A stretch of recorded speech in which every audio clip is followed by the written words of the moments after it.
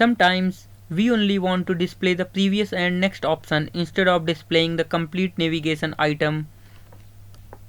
For that particular scenarios, Bootstrap provide the Pager component. So if I talk about the business use cases of Pager, then you might have noticed on multiple tutorials website they have set of chapters and they want user to navigate to previous and next chapter once he has completed the current chapter.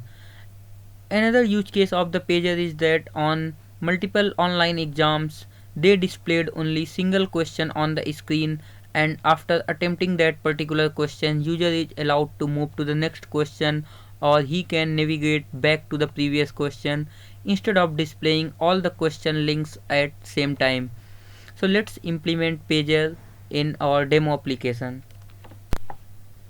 So now here I am project responsive website demo and in home.html.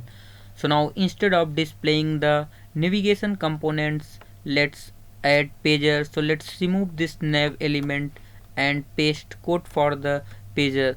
So here I have added a nav.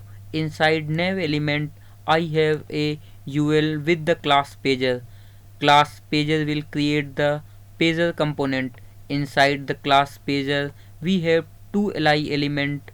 First is for the previous button and last is for the next button. So let's change the text for this. Instead of older, let's make it previous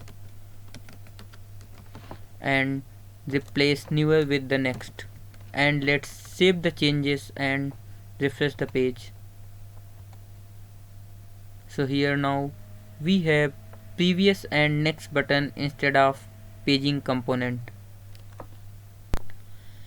If user is on the first chapter, then we want to disable the previous link as user cannot navigate to previous button. For that we have to add a class disabled on the first li.